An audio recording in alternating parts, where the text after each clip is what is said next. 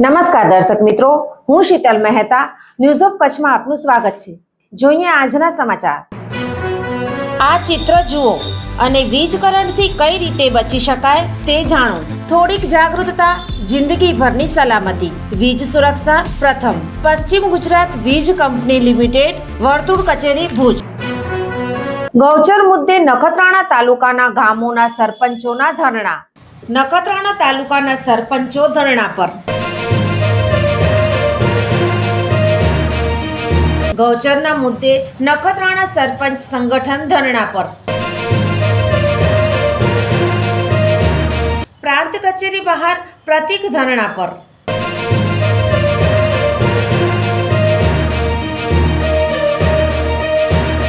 સરપંચ, ઉપસરપંચ, ગ્રામ પંચાયતના સભ્યો, આગેવાનો સહિત ધરણામાં જોડાયા।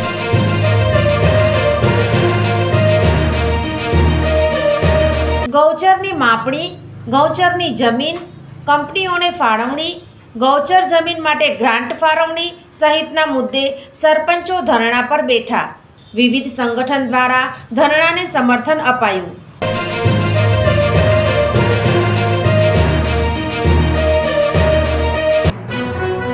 લખપત તાલુકાના વિવિધ રસ્તાઓનું નવીનીકરણ કરવામાં આવ્યું।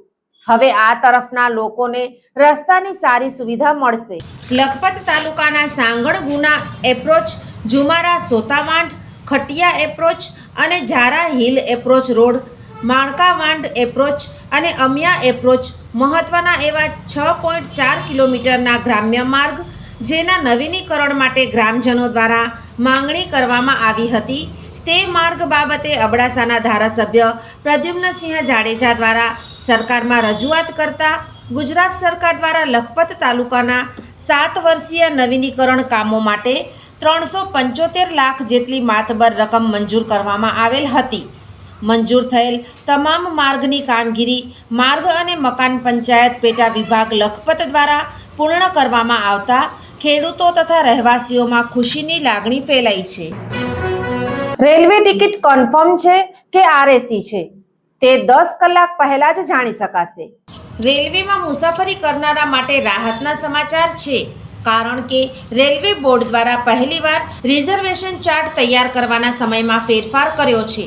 હવે યાત્રીઓ ટ્રેન ટિકિટનું સ્ટેટસ 10 કલાક પહેલા જ જાણી શકશે। સવારે 5 વાગ્યાથી બપોરે 2 વાગ્યા સુધીમાં ચાલનારી ટ્રેનનો પહેલો ચાર્ટ આગલા દિવસે રાત્રે 8 વાગ્યા સુધીમાં બની જશે, જ્યારે બપોરે 1 વાગ્યાથી રાત્રે 12 વાગ્યા સુધી અને અડધી રાતથી સવારે 5 વાગ્યા સુધીમાં રવાના થવાની ટ્રેનનો ચાર્ટ ટ્રેન ઉપડવાની હોય તેના 10 કલાક પહેલાં જ તૈયાર થઈ જશે। બપોરે 2 ને 1 થી 11:59 અને રાત્રે 12 થી 5 વાગ્યા વચ્ચે ઉપડતી ટ્રેનો માટે ટ્રેનના પ્રસ્થાનના 10 કલાક પહેલાં પ્રથમ રિઝર્વેશન ચાર્ટ તૈયાર કરવામાં આવશે। અગાઉ રિઝર્વેશન ચાર્ટ ફક્ત 4 કલાક અગાઉથી તૈયાર કરવામાં આવતા હતા, જેના કારણે છેલ્લી ઘડીએ મુસાફરોને અસુવિધા અને મૂંઝવણનો સામનો કરવો પડતો હતો। રેલવેએ મુસાફરોને તેમની મુસાફરી અને રિઝર્વેશન સ્થિતિ વિશે અગાઉથી માહિતી આપવા અને મુસાફરો, ખાસ કરીને દૂરના વિસ્તારોમાંથી મુસાફરી કરતા લોકોની ચિંતા ઘટાડવા માટે પ્રથમ વખત રિઝર્વેશન ચાર્ટ તૈયાર કરવાના સમયમાં ફેરફાર કર્યો છે। રેલવે મંત્રાલયના અધિકારીઓએ જણાવ્યું હતું કે મુસાફરોની સુવિધા માટે ચાર્ટ અગાઉથી તૈયાર કરવામાં આવશે, જેથી તેઓ સરળતાથી તેમની મુસાફરીનું આયોજન કરી શકે। આ સંદર્ભે તમામ ઝોનલ રેલવે વિભાગોને જરૂરી સૂચનાઓ જારી કરવામાં આવી છે। Lions club of Madhapar honest દ્વારા સેવા કાર્ય કરાયા। હોમિયોપેથિક ફ્રી નિદાન કેમ્પ કરાશે। તાજેતરમાં Lions club of Madhapar honest તેમજ શ્રી પાઠ હનુમાનજીની પ્રેરણાથી સુવર્ણપ્રાસના ટીપાનો કેમ્પ યોજવામાં આવ્યો, જેમાં 103 બાળકોએ લાભ લીધો। આ કેમ્પને સફળ બનાવવા માટે લાયન્સ ક્લબ માધાપર ઓનેસ્ટના પ્રમુખ શાંતાબેન ખોખાણી, શ્રી પાઠ હનુમાનજી મંદિરના મેનેજિંગ ટ્રસ્ટી અને લાયન પ્રવીણ ખોખાણી તેમજ રીતિબેન ઠક્કર અને લાયન નારાયણભાઈ હિરાણીએ જહેમત ઉઠાવેલ હતી। બીજા એક સેવા કાર્ય શ્રી પાઠ હનુમાનજીની પ્રેરણાથી Lions club of Madhapar honest દ્વારા હોમિયોપેથી કેમ્પ 20/12/25 શનિવારના રોજ સાંજે 3 થી 5 વાગ્યા દરમિયાન કૈલાશ માનસરોવર માનસ બિલ્ડિંગ, વર્ધમાન નગર રોડ, હાઈસ્કૂલ પાછળ, નવાવાસ, માધાપર મધ્યે રાખવામાં આવ્યો છે. સંપૂર્ણ ફ્રી આ નિઃશુલ્ક કેમ્પનો લાભ લેવા માટે ક્લબના હોદ્દેદારોએ અપીલ કરી છે. ભાડુઆત મકાન માલિક બની ન શકે. મકાન માલિકી હકને ભાડુઆત પડકારી ન શકે. સમગ્ર બાબતે પ્રખ્યાત એડવોકેટ દેવાયત બારોટે કાયદાકીય વિકલ્પોની ચર્ચા કરી.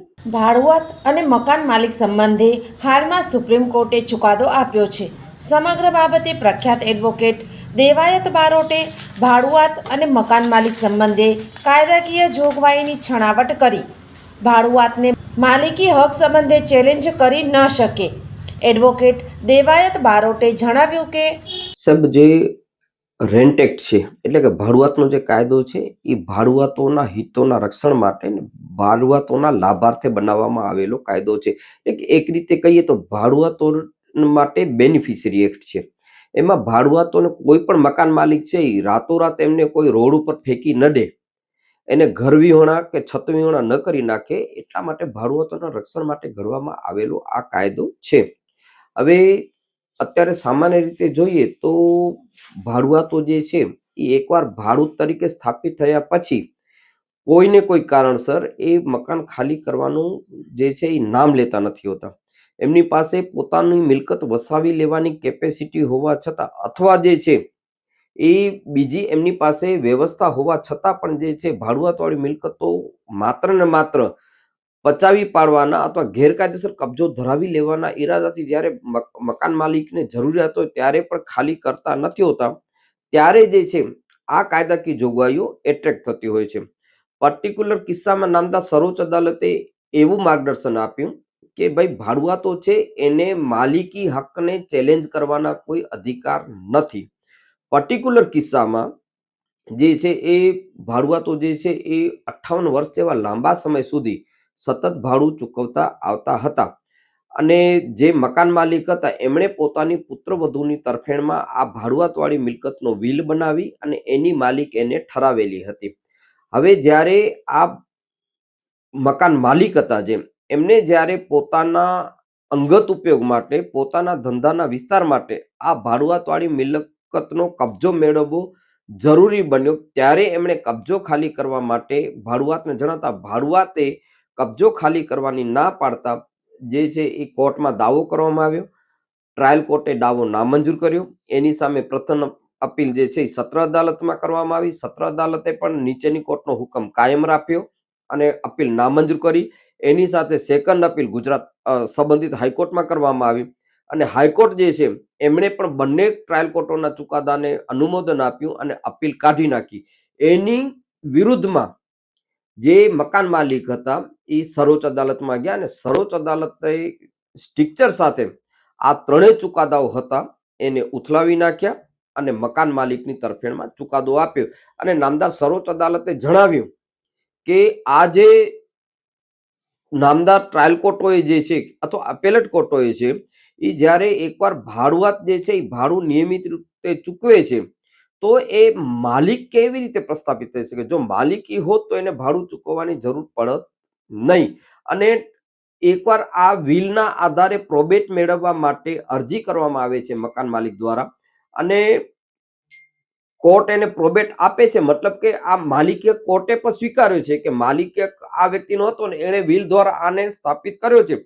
જ્યારે પ્રોબેટ આપો છો તો ત્યારે તમે આ કોર્ટના ચુકાદાને તમે નજરઅંદાજ ન કરી શકો. એવા તારણો સાથે એમણે જે છે 6 મહિનાની અંદર આ ભાડુઆતવાળી મિલકત છે એ ભાડુઆતે ખાલી કરી, મકાન માલિકને સુપ્રત કરી આપવી અને ચડત ભાડું છે એ પણ ચૂકવી આપો અને એ પ્રમાણેની એક એફિડેવિટ પણ સર્વોચ્ચ અદાલતમાં ફાઇલ કરવાનો આદેશ નામદાર સર્વોચ્ચ અદાલતે આ ચુકાદામાં આપ્યો છે. શું ફલિત થાય છે અને શું દુર્ગામી અસરો આવે? સાહેબ, ફલિત થવાની હકીકત એવી છે કે આ જે ચુકાદો છે એના મુજબ મકાન માલિકોને થોડીક રાહત થઈ છે કે ભાડુઆતો જે છે એ ગેરકાયદેસર રીતે જે આ જમીનો પર આ ભાડુઆતવાળી પ્રોપર્ટી ઉપર કબજા ખાલી નથી કરતા, એમાં જ્યારે વાજબી કારણ મળી આવે અથવા ભાડુઆત પાસે બીજી કોઈ હકીકતો કે બીજી કોઈ વ્યવસ્થા હોય ત્યારે એમણે જે ભાડુઆતવાળી મિલકત છે એ કાયદેસર રીતે ખાલી કરી આપવી જોઈએ. છતાં પણ લોભ લાલચ વશ થઈ અને ખાલી નથી કરી આપતા, ત્યારે આ મકાન માલિકોની તરફેણમાં આ ચુકાદો જે છે એ રાહતરૂપ કહી શકાય. અને સાથે સાથે જે છે એ ભાડુઆતો જે છે એ મકાન માલિકના જે માલિકી અધિકારોને જે ચેલેન્જ કરતા આવ્યા છે કે તમે માલિક નથી થતા, તમારા સસરા હતા અથવા તમારા પિતા હતા, સર્વોચ્ચ અદાલતે આ ચુકાદામાં એ પણ સ્પષ્ટ કરી આપ્યું કે માલિકી હકને ચેલેન્જ કરવાના અધિકાર કોઈ પણ ભાડુઆત પાસે નથી. માલિક સ્વયંસુ આવે, કોર્ટે જ્યારે પ્રોબેટ આપીને એને માલિક ઠરાવી દીધું ત્યારે ભાડુઆતને એવા અધિકાર નથી કે માલિક તમે નહીં પણ સ્વયંસુ વ્યક્તિ થશે. એટલે ભાડુઆત છે એ માત્ર ને માત્ર પોતાના ભાડા ભરવાની જવાબદારી એટલા પૂરતું જ રહેશે, એને કોઈ અધિકારો પ્રાપ્ત થશે નહીં. આ ચુકાદાનો ભાડુઆત જ છે, એ ક્યારે માલિક ન બને. આમ ભાડુઆત મકાનના માલિકી સંબંધે પડકાર ન કરી શકે, ભાડુઆત મકાન માલિક ન બની શકે. કચ્છમાં 2,14,000 મતદાર બાકાત થતા કોંગ્રેસનો બોગસ મતદારો સંબંધે થયેલ દાવો સાચો પડ્યો છે. પત્રકાર પરિષદમાં વી.કે. હુંબલે જણાવ્યું, વર્તમાન સમયમાં દેશના ચૂંટણી પંચ દ્વારા ચાલી રહેલી મતદાર સુધારણા કામગીરી દરમિયાન કચ્છમાં 2,14,000 મતદાર બાકાત થતા અગાઉ કચ્છ જિલ્લા કોંગ્રેસ પ્રમુખ દ્વારા જિલ્લામાં 1 લાખ કરતાં વધુ બોગસ મતદાર હોવાનો દાવો સાચો સાબિત થયો હોવાનું જણાવી કોંગ્રેસે કચ્છમાં ચાલતી એસઆઈઆરની કામગીરી સામે સવાલ ઉઠાવ્યા છે. શહેરના કોંગ્રેસ ભવન ખાતે બોલાવાયેલી પત્રકાર પરિષદમાં પત્રકારોને સંબોધતા જિલ્લા પ્રમુખ વી.કે. હુંબલે જણાવ્યું કે મતદાર યાદીમાંથી તમામ ખોટા નામો રદ કરવામાં આવે તેવી તેમણે ચૂંટણી તંત્ર સમક્ષ માંગ કરી છે. અત્યારે ગુજરાતની સાથે સાથે આપણે કચ્છ જિલ્લામાં પણ મતદાર સુધારણાનો કાર્યક્રમ ચાલી રહ્યો છે, પરંતુ જ્યારે એસઆઈઆરની શરૂઆત નહોતી થઈ એનાથી અગાઉ પણ અમે પ્રેસ મિટિંગ કરી અને કચ્છ જિલ્લામાં 1 લાખથી વધારે બોગસ નામો છે એવી અમે પ્રેસમાં જાહેર કરેલું હતું, જે આજ સાબિત થવા જઈ રહ્યું છે. અત્યારે કચ્છમાં જે હમણાં આંકડા અમારી પાસે જાણવા મળ્યા છે કે આજની તારીખે કચ્છમાંથી 2,14,000 જેટલા નામો કમી થયા છે. ક્યાંક ને ક્યાંક શિફ્ટિંગ થઈ ગયા છે, સ્થળાંતર થઈ ગયેલ છે કે મરણ પામેલા છે. કુલ આંકડો 2,14,000. બાકીના જે મતદારો છે 16 લાખમાંથી 14 લાખ જેટલા મતદારો આવ્યા છે. એમાં પણ હજી માની લો એના ફોર્મ છે અત્યારે સ્વીકારી લીધા છે, પણ એમાં ક્યાંય અધુરાશ હશે તો એને નોટિસ આપશે. એમાં કેટલા નામો છે માન્ય રાખશે નહીં રાખે એ પછીનો પ્રશ્ન છે. પરંતુ અત્યારે જે રીતે અત્યારે સુધારણા કાર્યક્રમ ચાલી રહ્યો છે કે કચ્છમાં બીજા રાજ્યોમાંથી અનેક લોકો આપણા કચ્છમાં આવ્યા છે, તો એના નામો છે એ ખરેખર અહીંયાથી નીકળી જવા જોઈએ. કોઈ પણ માણસના 2 નામ રહેવા જોઈએ નહીં. તેમ છતાં એવી કોઈ સિસ્ટમ અત્યારે ચૂંટણી પંચ પાસે નહોતી કે 2 નામ હોય તો એને ખ્યાલ આવી જાય. પરંતુ હજી પણ અમે કહેવા માગીએ છીએ કે હજી પણ આના પછી જે આંકડા આવ્યા છે એમાં હજી ઘણા બધા એવા લોકો છે કે જે ડબલ નામ બીજા રાજ્યોમાં પણ ધરાવે છે. ત્યારે ચૂંટણી પંચે એના ફોરમમાં સ્પષ્ટ કીધેલું છે કે જે 2 નામ હશે, ડબલ નામ હશે, એની સામે ફોજદારી ફરિયાદની જોગવાઈ છે. તો આવા જે 2 નામ હોય એમને પણ અમે કહેવા માગીએ છીએ ને ચૂંટણી પંચને પણ જ્યારે ડ્રાફ્ટ યાદી જાહેર થશે ત્યારે ખ્યાલ પડશે કે કયા 2 નામ છે, તો અમે પણ ફરિયાદ કરીશું. તો આવા જે ડબલ નામવાળા છે એને ખરેખર પોતાનું નામ અહીંયાથી કમી કરવા એક જગ્યાએ ગમે ત્યાં રાખે, યા તો અહીંયા રાખે યા તો એના પોતાના રાજ્યમાં રાખે. એટલે ખોટાને બોગસ નામે અત્યાર સુધીમાં ભાજપ ચૂંટણી જીતતા આવ્યું છે. અમારા રાષ્ટ્રીય નેતા જે રાહુલજી વારંવાર કહી રહ્યા હતા કે દેશમાં ખૂબ મોટે પાયે મતચોરી થઈ રહી છે અને વાસ્તવિક આજે સાબિત થવા જઈ રહ્યું છે. અમે તો 1 લાખની વાત કરી હતી, કારણ 2 લાખથી વધારે તો આંકડો આવી ગયો કે 2,14,000 જેટલા નામો નીકળી જાય છે. તો મતદાર યાદી ચૂંટણી પંચ છે અમે એટલું જ કહેવા માગીએ છીએ કે નિષ્પક્ષીય રીતે કોઈના દબાણ હેઠળ કામ ન કરે અને લોકતંત્ર બચાવવું હશે તો સાચી મતદાર યાદી જરૂરિયાત છે. એક પણ બોગસ નામ નહીં રહેવું જોઈએ, કારણ કે આપણા બંધારણમાં અધિકાર આપેલ છે. ગમે એટલો ઉદ્યોગપતિ પૈસાદાર હોય, તવંગર હોય કે ગરીબમાં ઝૂંપડામાં રહેતા હોય, બધાને એક મતનો જ અધિકાર છે. અને આ દેશમાં લોકતંત્ર બચાવવું હશે તો એક જ જણો એક મતદાન કરે તો જ સાચી લોકશાહી ગણાશે. અત્યારે ભારતીય જનતા પાર્ટીવાળા આપણે જોઈ રહ્યા છીએ કે 4 વાગ્યા પછીનું એના મતદારના આંકડાની ટકાવારી ખૂબ ઊંચી જાય છે. તો અત્યાર સુધી આ બોગસ મતદારોના સહારે ક્યાંક ને ક્યાંક એ ચૂંટણીઓ જીતતા આવ્યા છે. ત્યારે અમે જ્યારે 16 તારીખના આપણે આગામી 16 તારીખ છે એમાં મતદાર યાદી જ્યારે પ્રથમ ડ્રાફ્ટ જ્યારે પ્રસિદ્ધ થવાનો છે ત્યારે અમે પણ એમાં જોશું. અમારા BLO આખા કચ્છ જિલ્લામાં દરેક બૂથ ઉપર અમે નિમ્યા છે. દરેક બૂથ ઉપરની મતદાર યાદી પર અમે ચેક કરશું.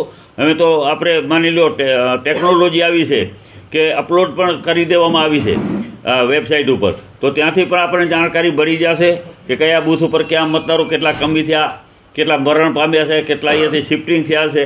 તો આ બધી યાદીઓ છે. મેં તમને પહેલાં કીધું હતું કે ઘણા ઉદ્યોગો એવા છે, ઉદ્યોગપતિઓએ પોતાના નામો આ મતદાર યાદીમાં દાખલ કરાવી દીધો. સારી વાત છે, સાચી લોકશાહી આવશે. કારણ કે આ ગ્રામ પંચાયતમાં ઘણા સરપંચો આવા ખોટા નામોના ઇશારે, કંપનીઓના ઇશારે મૂળ ગામના લોકોની ભાવનાને એક બાજુ રાખી પોતાનું મનમાન્યો સરપંચ બનાવતા હતા. એના ઉપર અંકુશ આવશે. જેમ એસઆઈઆરની કામગીરી કરી, એસઆઈઆરની કામગીરી સારી વાત છે, 2002માં પણ થઈ હતી, એના અગાઉ પણ થઈ હતી, થતી રહે. પણ આ વખતે જે ચૂંટણી પંચે નિયમો બનાવ્યા છે એ ક્યાંક ને ક્યાંક ખોટા છે. એટલા માટે કચ્છ જિલ્લોમાં આપણે બધાને ખ્યાલ છે કે 2001માં ભૂકંપ આવ્યો હતો અને આપણે બધા અલગ અલગ જગ્યાએ રહેવા ગયા હતા, કોઈ મૂળ જગ્યાએ હતા નહીં. તો 2002માં એનું નામ ક્યાં હશે એ જ ખ્યાલ નથી પડતું. એવા પણ ઘણા લોકો અમારી પાસે રજૂઆત આવી છે. એક અમારા ભુજ તાલુકાનું એક ગામમાં છે, એમાં 50% ગામના નામો લોકોના નામ મળતા જ નથી. તો શું કરવાનું? તો આના માટે થઈ અને ચૂંટણી પછી સાચો મતદાર, અમારો કહેવાનો મતલબ એ છે કે ભારત દેશમાં જન્મેલો હોય, ભારતીય નાગરિકતા ધરાવતો હોય એવો એક પણ મતદાર ખરેખર રહી જવો જોઈએ નહીં. એની કોઈને કોઈ વ્યવસ્થા કરી, એમની પાસે આધાર કાર્ડ છે, એમની પાસે 1995નું ચૂંટણી કાર્ડ છે, પછી ક્યાં વાત રહી? તો આવા લોકોનો મતદારથી વંચિત રાખી શકાય નહીં.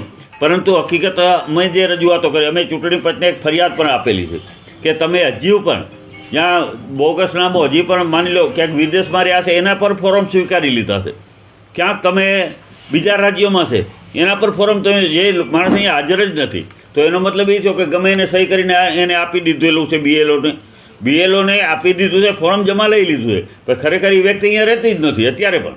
તો આવા પર ફોર્મ ઘણા બધા સ્વીકારી લેવામાં આવ્યા છે.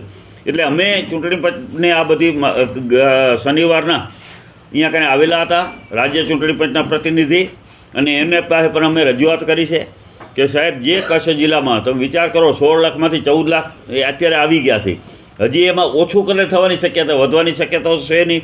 હવે પહેલા તબક્કામાં જ્યારે યાદી પ્રસિદ્ધ થશે ત્યારે બધી ખ્યાલ આવશે કે આ ચૂંટણી પંચે ખરેખર કેવી કામગીરી કરી છે, શું કામગીરી કરી છે. તો ચૂંટણી પંચને અમે કહેવા માગીએ છીએ અને સરકારને પણ કહેવા માગીએ છીએ કે પારદર્શકતા રીતે સાચું નામ એક પર રહી ન જવું જોઈએ, અને ખોટું નામ દાખલ થયેલું હોય તો હજી પણ દૂર કરવામાં આવે. અને અમે આ જે રજૂઆતો ડ્રાફ્ટ પછી જ્યાં જરૂર પડશે ત્યાં ચૂંટણી પંચ પાસે અમે કરવાના છીએ. બાકી હકીકતમાં આપણે જોઈ રહ્યા છીએ કે આપણા 6 વિધાનસભામાં સૌથી વધારે ગાંધીધામ વિસ્તારમાં, જે અમે અગાઉ પર કીધેલું હતું કે ગાંધીધામ વિસ્તારમાં પરપ્રાંતીય લોકો બહુ છે, એટલે ત્યાં ખોટું મતદાનની ખૂબ શક્યતાઓ અને બોગસ મતદારોને ત્યાં એટલા બધા કમી થયા છે. આવું જ પછી અંજાર હોય, માંડવી હોય, 3 વિધાનસભાઓમાં વધારે છે. તો આવા જે નામો છે, ડબલિયા નામો છે, એ ડબલિયા નામો હજી પણ સરકારે કાં તો એની કેવાયસી કરે અથવા તો એવી કોઈ વ્યવસ્થા કરે કે 2 નામ હોય તો એને ચૂંટણી કાર્ડ ઉપરથી ખ્યાલ પડી જાય. તો આવા ખોટા નામો છે હજી પણ ચૂંટણી પછી પારદર્શિકતા લાવી અને એ માટે કામ કરવું જોઈએ. બીજી વાત કે જ્યારે મતદાન થતું હોય ત્યારે ખરેખર હવે સમય આવી ગયો છે દરેક બૂથ ઉપર સીસીટીવી કેમેરા લાગવા જોઈએ, દરેક બૂથ ઉપર. અને જે ખોટું કર્યું હોય એના ઉપર ફરિયાદ થવી જોઈએ અને જામીન પણ નહીં મળવા જોઈએ. એવી વ્યવસ્થા જો સરકાર કરશે તો જ આ ખોટું મતદાન, બોગસ મતદાન થતું અટકશે. બાકી તો એમ કહી દે તમારો એજન્ટ હતા ને, અત્યારે એજન્ટ બધાને થોડો ઓળખતો હોય તો તમે સીસીટીવી કેમેરા લઈ આવો ને તો પ્રૂફ થશે કે ખરેખર આ માણસે 2 વાર કર્યું કે 3 વખત મતદાન કર્યું. તો દરેક મતદાન બૂથ ઉપર પણ સીસીટીવી કેમેરા લાગશે તો જ આ સાચું લોકતંત્ર ભારતમાં ટકી રહેશે. ડૉક્ટર બાબા સાહેબ આંબેડકરે જે આપણને બંધારણ આપીને ગયા છે એમાં સ્પષ્ટ વાત છે કે દરેકને એકમતનો અધિકાર છે. મતદાર થકી લોકોની સરકાર બનવી જોઈએ, નહીં કે ઉદ્યોગપતિઓની સરકાર બનવી જોઈએ. તો અમે કહેવા માગીએ છીએ કે લોકોની સરકાર બનાવીએ છીએ તો સાચું મતદાન થશે તો જ લોકોનું મતદાન સરકાર બનશે. બદલાવ આવશે, 2 લાખ ઘટી જશે પછી નહીં ને 100% ને. આ બધું તમે જોઈ રહ્યા છો કે આટલી બધી બોગસ મતદારને આધારે જ્યારે જીતાતી હોય, ભાજપ અત્યાર સુધી આ બોગસ મતદારનો આશરો લઈને જ જીત્યું છે. એના ઉપર પરિણામ પ્રભાવિત થતા જ હોય. ખોટું મતદાન થાય ત્યાં પરિણામ પ્રભાવિત થતું હોય ને અમારી પણ એવી સતત એના માટેની આગળની કામગીરી રહેશે કે ખોટું મતદાન ન થાય. તેમણે હજુએ સમય મર્યાદા વધારી બોગસ મતદારોને દૂર કરી લોકશાહીને જીવંત રાખવા નિષ્પક્ષ અને સ્વસ્થ ચૂંટણી યોજવા ચૂંટણી પંચને વિનંતી કરી છે. આ બેઠકમાં રામદેવસિંહ જાડેજા, ગનીભાઈ કુંભાર, HS આહિર, હુસેનભાઈ રાયમા, રાણુભા જાડેજા, કિશોરદાન ગઢવી, રાજેશ આહિર, પુષ્પાબેન સોલંકી, આયસુબેન સમા સહિતના હાજર રહ્યા હતા. 26 ફેબ્રુઆરીથી ધોરણ 10 અને 12ની બોર્ડની પરીક્ષાઓ શરૂ થશે. કચ્છમાંથી 40,000 વિદ્યાર્થીઓ બોર્ડની પરીક્ષા આપશે. આગામી 26 ફેબ્રુઆરીથી શરૂ થઈ રહેલી ધોરણ 10 અને 12ની સામાન્ય તેમજ વિજ્ઞાન પ્રવાહની બોર્ડની પરીક્ષાની તૈયારીઓમાં તંત્ર વ્યસ્ત બન્યું છે. કચ્છના 39,500 વિદ્યાર્થીઓ આ પરીક્ષા આપશે. જિલ્લા શિક્ષણ કચેરીમાંથી પ્રાપ્ત વિગતો મુજબ આગામી 26મી ફેબ્રુઆરીથી ધોરણ 10 અને 12ની પરીક્ષાનો પ્રારંભ થશે, જેના માટે ઝોન વાઇઝ કેન્દ્રો, બિલ્ડિંગો અને બ્લોકો નક્કી કરવામાં આવ્યા છે. ધોરણ 10માં 37 કેન્દ્રની 105 બિલ્ડિંગના 937 બ્લોકમાં 26,500 તેમજ ધોરણ 12 સામાન્ય પ્રવાહમાં 14 કેન્દ્રની 48 બિલ્ડિંગના 466 બ્લોકમાં 13,000 જેટલા વિદ્યાર્થી તથા ધોરણ 12 વિજ્ઞાન પ્રવાહમાં 4 કેન્દ્રની 8 બિલ્ડિંગના 75 બ્લોકમાં 1,450 વિદ્યાર્થી પરીક્ષાની એરણે ચડવાના છે, જે પૈકી 2,100 જેટલા વિદ્યાર્થી ગુજરાત સ્ટેટ ઓપન સ્કૂલ હેઠળ નોંધાયેલા છે. વિશેષ વિગતો આપતા જિલ્લા શિક્ષણ અધિકારી સંજય પરમારે જણાવ્યું હતું કે બોર્ડની પરીક્ષાના પરિણામમાં ઉત્તરોત્તર સુધારણા માટે આ વખતે 5 પ્રી બોર્ડ પરીક્ષાનું આયોજન કરાયું છે, જેનો પ્રારંભ 23 ડિસેમ્બરથી થશે. વિદ્યાર્થીઓમાં ખાસ તો લેખનનો મહાવરો વધે અને બોર્ડની પરીક્ષાનો ખરેખરો અનુભવ મળે એ હેતુ આ પરીક્ષાઓ યોજવામાં આવે છે. તેમજ દુર્ગમ વિસ્તારોમાં જ્યાં શિક્ષકો નથી ત્યાંના બાળકોને તજજ્ઞ શિક્ષકોનો લાભ મળે તે હેતુથી કચેરી દ્વારા છેલ્લા 2 વર્ષથી યુટ્યુબ ચેનલ પણ શરૂ કરવામાં આવી છે, જેમાં મુખ્ય વિષયોના તજજ્ઞ અને અનુભવી શિક્ષકો દ્વારા મહત્ત્વના મુદ્દાઓ આવરી લેવામાં આવનારા છે. ચાલુ વર્ષે એસએસસીના 2 અને એચએસસીનું 1 એમ કુલ 3 વધારાના પરીક્ષા કેન્દ્રની દરખાસ્ત શિક્ષણ બોર્ડ પાસે કરાઈ છે. લખપત તાલુકાના વિવિધ રસ્તાઓનું નવીનીકરણ કરવામાં આવ્યું. હવે આ તરફના લોકોને રસ્તાની સારી સુવિધા મળશે. લખપત તાલુકાના સાંગણ ગુના એપ્રોચ, જુમારા સોતાવાંડ, ખટિયા એપ્રોચ અને ઝારા હિલ એપ્રોચ રોડ, માણકાવાંડ એપ્રોચ અને અમિયા એપ્રોચ મહત્ત્વના એવા 6.4 કિલોમીટરના ગ્રામ્ય માર્ગ, જેના નવીનીકરણ માટે ગ્રામજનો દ્વારા માંગણી કરવામાં આવી હતી, તે માર્ગ બાબતે અબડાસાના ધારાસભ્ય પ્રદ્યુમ્નસિંહ જાડેજા દ્વારા સરકારમાં રજૂઆત કરતા ગુજરાત સરકાર દ્વારા લખપત તાલુકાના 7 વર્ષીય નવીનીકરણ કામો માટે 375 લાખ જેટલી માતબર રકમ મંજૂર કરવામાં આવેલ હતી. મંજૂર થયેલ તમામ માર્ગની કામગીરી માર્ગ અને મકાન પંચાયત પેટા વિભાગ લખપત દ્વારા પૂર્ણ કરવામાં આવતા ખેડૂતો તથા રહેવાસીઓમાં ખુશીની લાગણી ફેલાઈ છે. રેલવે ટિકિટ કન્ફર્મ છે કે આરએસી છે તે 10 કલાક પહેલા જ જાણી શકાશે. રેલવેમાં મુસાફરી કરનારા માટે રાહતના સમાચાર છે, કારણ કે રેલવે બોર્ડ દ્વારા પહેલીવાર રિઝર્વેશન ચાર્ટ તૈયાર કરવાના સમયમાં ફેરફાર કર્યો છે. હવે યાત્રીઓ ટ્રેન ટિકિટનું સ્ટેટસ 10 કલાક પહેલાં જ જાણી શકશે. સવારે 5 વાગ્યાથી બપોરે 2 વાગ્યા સુધીમાં ચાલનારી ટ્રેનનો પહેલો ચાર્ટ આગલા દિવસે રાત્રે 8 વાગ્યા સુધીમાં બની જશે, જ્યારે બપોરે 1 વાગ્યાથી રાત્રે 12 વાગ્યા સુધી અને અડધી રાતથી સવારે 5 વાગ્યા સુધીમાં રવાના થવાની ટ્રેનનો ચાર્ટ ટ્રેન ઉપડવાની હોય તેના 10 કલાક પહેલાં જ તૈયાર થઈ જશે. બપોરે 2 ને 1 થી 11:59 અને રાત્રે 12 થી 5 વાગ્યા વચ્ચે ઉપડતી ટ્રેનો માટે ટ્રેનના પ્રસ્થાનના 10 કલાક પહેલાં પ્રથમ રિઝર્વેશન ચાર્ટ તૈયાર કરવામાં આવશે. અગાઉ રિઝર્વેશન ચાર્ટ ફક્ત 4 કલાક અગાઉથી તૈયાર કરવામાં આવતા હતા, જેના કારણે છેલ્લી ઘડીએ મુસાફરોને અસુવિધા અને મૂંઝવણનો સામનો કરવો પડતો હતો. રેલવેએ મુસાફરોને તેમની મુસાફરી અને રિઝર્વેશન સ્થિતિ વિશે અગાઉથી માહિતી આપવા અને મુસાફરો, ખાસ કરીને દૂરના વિસ્તારોમાંથી મુસાફરી કરતા લોકોની ચિંતા ઘટાડવા માટે પ્રથમ વખત રિઝર્વેશન ચાર્ટ તૈયાર કરવાના સમયમાં ફેરફાર કર્યો છે. રેલવે મંત્રાલયના અધિકારીઓએ જણાવ્યું હતું કે મુસાફરોની સુવિધા માટે ચાર્ટ અગાઉથી તૈયાર કરવામાં આવશે, જેથી તેઓ સરળતાથી તેમની મુસાફરીનું આયોજન કરી શકે. આ સંદર્ભે તમામ ઝોનલ રેલવે વિભાગોને જરૂરી સૂચનાઓ જારી કરવામાં આવી છે. Lions club of Madhapar honest દ્વારા સેવા કાર્ય કરાયા. હોમિયોપેથિક ફ્રી નિદાન કેમ્પ કરાશે. તાજેતરમાં Lions club of Madhapar honest તેમજ શ્રી પાઠ હનુમાનજીની પ્રેરણાથી સુવર્ણપ્રાસના ટીપાનો કેમ્પ યોજવામાં આવ્યો, જેમાં 103 બાળકોએ લાભ લીધો. આ કેમ્પને સફળ બનાવવા માટે લાયન્સ ક્લબ માધાપર ઓનેસ્ટના પ્રમુખ શાંતાબેન ખોખાણી, શ્રી પાઠ હનુમાનજી મંદિરના મેનેજિંગ ટ્રસ્ટી અને લાયન પ્રવીણ ખોખાણી તેમજ રીતિબેન ઠક્કર અને લાયન નારાયણભાઈ હિરાણીએ જહેમત ઉઠાવેલ હતી. બીજા એક સેવા કાર્ય શ્રી પાઠ હનુમાનજીની પ્રેરણાથી Lions club of Madhapar honest દ્વારા હોમિયોપેથી કેમ્પ 20/12/25 શનિવારના રોજ સાંજે 3 થી 5 વાગ્યા દરમિયાન કૈલાશ માનસરોવર માનસ બિલ્ડિંગ, વર્ધમાન નગર રોડ, હાઈસ્કૂલ પાછળ, નવાવાસ, માધાપર મધ્યે રાખવામાં આવ્યો છે. સંપૂર્ણ ફ્રી આ નિઃશુલ્ક કેમ્પનો લાભ લેવા માટે ક્લબના હોદ્દેદારોએ અપીલ કરી છે. રાપર પોલીસે ઠંડીથી થરથરતા ગરીબ પરિવારોને ધાબળા વિતરણ કરી સેવા કાર્ય કર્યું. રાપરમાં હાલ શિયાળાની મોસમ શરૂ થઈ ગઈ છે અને દિવસે દિવસે ઠંડી વધી રહી છે, ત્યારે રાપર શહેરના પછાત વિસ્તારમાં રોજે રોજનું કમાઈને ખાનારા ગરીબ પરિવારના લોકોને ઠંડીમાં બચવા માટે રાહત મળે તે માટે border range IG Chirag Koradiya અને પૂર્વ કચ્છ પોલીસ વડા સાગર બાગમારની સૂચનાથી Rapar PI JB Bubadiya, PSI SV Katariya, PSI PL Phaneja, RR Amaliyar, Shaktisinh Jadeja, Rekhaben Modi, Jagruti Gamot, Urvashi Solanki, Mukeshsinh Rathod, Vikram Desai, Bhavesh Parmar વગેરે જોડાઈ ગરીબ પરિવારના લોકોને ધાબળા ઓઢાડી ઠંડીમાં ઉત્તમ ઉદાહરણ પૂરું પાડ્યું હતું.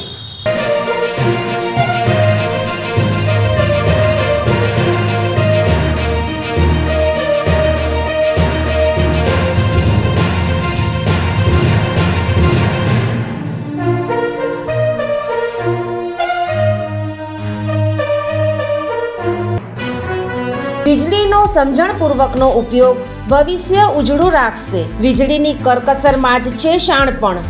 ગૃહિણીઓ માટે વીજળીની કરકસરમાં જ છે શાણપણ.